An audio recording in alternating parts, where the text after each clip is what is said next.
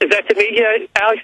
Yes. I mean, does that make you mad? Yeah. I try not to get. I mean, I really have to work on my anger, and I really watch the shows, and I look at them as entertainers, and to me, they're clownish. I mean, like you look at Glenn Beck. I mean, they're there to make money, as far as I'm concerned, and they do that to get people angry, and that's why.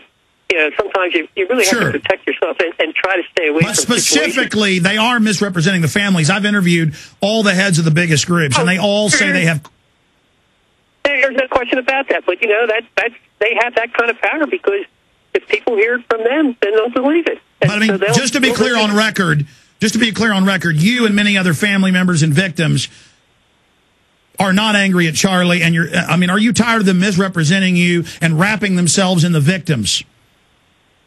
Oh, of course I am. I do get angry, but that's why I won't watch the show because it gets me angry. And you have to stay cool. You have to stay calm because you can't get the word out if you don't. And I'll tell people that. I'll say I know thousands of people, not personally, but just from the website. And sometimes it gets me angry that more 9/11 family members aren't doing more. I've told people, I say, if we got 200 family members went down there and did civil disobedience down at the Pentagon or down at the FBI building, I'll tell you what, we would get something done. But, it's such an emotional thing to get involved in, and that's where the problem is. So they'll hear from family members that they feel that this is horrible, what we're doing, but they just don't hear from the other family members because it's so difficult to do this. Sure. Bob, in closing, specifically, what do you, from your research, believe happened on 9/11? I think you had 19 patsies that came in. They were trained in the United States. Khalid Sheikh Mohammed was a patsy. And NORAD, it was a combination of staying down, and because of the war games, it was really easy. People say, well, there had to be thousands of people. But if you understand the war games, the planes should have been intercepted. And what happened in the months before and what happened on that day is just unbelievable. And that's where the story, and it seems a lot of 9/11 troopers, I don't know if they ignore it, but we don't talk about it. Those planes should have been intercepted. That's standard procedure. And real quickly, General Myers said, well, that we were trained to look to the outside. But one of the missions of NORAD, and it's been since 1958, when NORAD was started, that air sovereignty is the most thing that they have to look after. So that's where an investigation goes, and that's what convinced me 100%. Like, I will not go around saying, I think I know. All right, Bob, in closing here, we're going to have some final comments from Charlie Sheen. Charlie has talked to you. I've talked to you. You want to go on Larry King Live. You're ready to debate whoever they put up against you, and you do. I mean, but in your own words, you want to go with Charlie and other 9/11 victims and meet with President Obama? Absolutely, Alex. Just tell me where and when. But Bob, you're ready to, you want to go and meet with President Obama? I would meet with anybody. I'll meet with the man on the moon. That's what it took to get the truth out. I'd be willing to meet with anyone. To get the truth out? I'm willing, especially the president. All right, Bob. Let's start at the top, Bob. Let's start at the top. Work our way down. All right, BobMcIlvaine, God bless you. Sorry about your son's loss, but he lives on through your grandson who you're raising. God bless you, sir, on this 8th anniversary. Take care. All right, hey, thank you, Alex. You bet. Thank you, Bob. All right. There he goes. Okay, in the 6-7 minutes we have left with Charlie Sheen. Charlie, your letter, your statements, your video message of the president, a call to arms. You're the general. Millions are listening. Tens of millions will view this later and listen to it later. The call to arms, the call to action. What do you want to see in 9/11 truth, my friend? I want people to start standing up. I want people, first of all, to wake up, those that haven't already, and then sorry, I just got interrupted. and then just know that they have a voice, and that through in en masse, in numbers, they have a bigger voice, and reach out to your local politicians. Get organized. Get petitions going. Make the voice louder.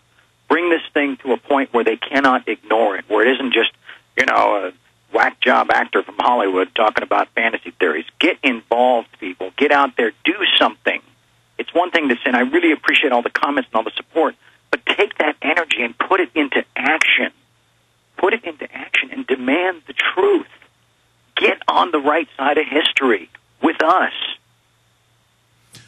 Beautifully said. 9/11 was meant by the scientific dictatorship, the controllers, in their own documents. They talk about how they would stage massive terror attacks to get total power. It was meant to be the event to set up a planetary police state. I believe 9/11 is going to end up, and also these premeditated, offensive crimes against humanity, these offensive, preemptive wars, I believe it's going to be their Waterloo, Charlie. I hope you're right, Alex. I hope you're right. I mean, this stuff happens in broad daylight, and that's the arrogance. That's the pathology that we're dealing with here, and we just need to keep asking the hard questions, keep insisting that people don't allow ourselves to be dismissed, just pushed over there. And I think it's like what Aaron Russo said so wonderfully in his final interview in that wonderful documentary that you put together with him. He says, don't be afraid to be called stupid. Don't be afraid to be called crazy. Don't be afraid to have a voice. Don't be afraid to stand up and say, wait a minute, people, this doesn't make any sense.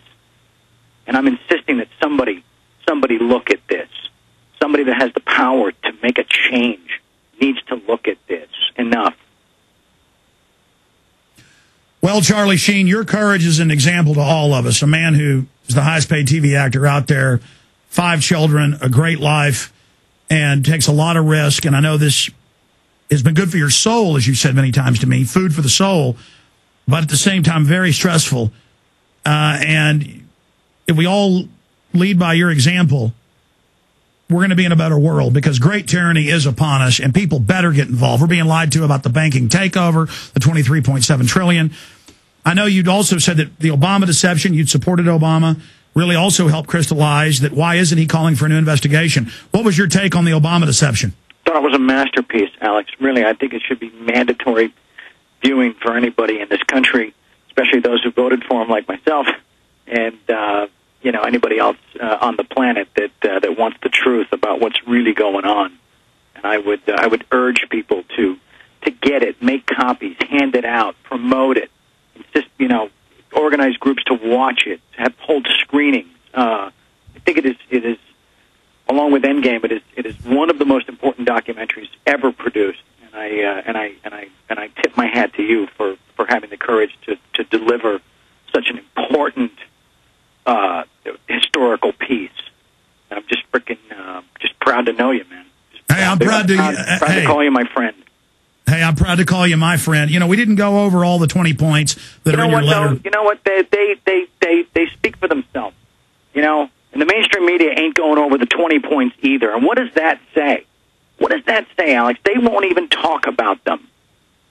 If I'm so crazy, if I've aligned myself with so many nutbags, and how dare I'm so unpatriotic, and I'm such a complete nut job. Why won't they address what I wrote? Why won't they address what we assembled? Why won't they even look at it or even talk about it? That speaks volumes. That shows their hand.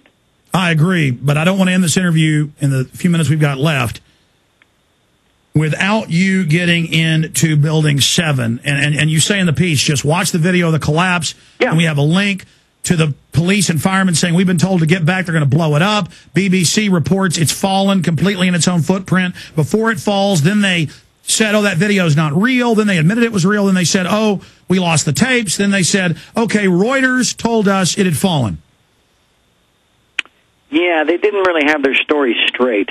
Or they got the story and then they just rolled it out early. I don't know, but the reason that that is the one point, and it's obviously number 7 because it's Building 7, that's pretty obvious. The reason that I only gave it one line is, if I'm not mistaken, wasn't it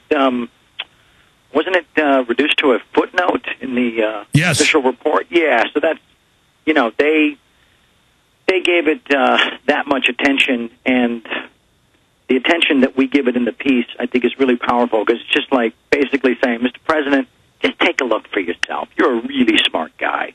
You're a really educated man. Just take a look for yourself. let's watch it together, and then you tell me, is that the result of from fire? Charlie, I know you've got to go to work and tape 2.5 Men that's going to be airing Monday, so I'm going to just let you go in just 2 or 3 minutes. Season premiere on the 21st. Couldn't help but put in a plug, Alex. Hey, that's a great show. Guys are fans in here. Thank you. Especially Jaron. He loves it. Also, hey, Alex, big shout-out to your whole staff. Guys like Aaron and Kurt and Paul, and the guys that just work 22-hour days leading up to this thing, and they just really, really showed who they are and what they're made of and how much they care as well. And these are the guys behind the scenes that don't get the type of attention you and I get, but everybody needs to know how important they were in this whole process.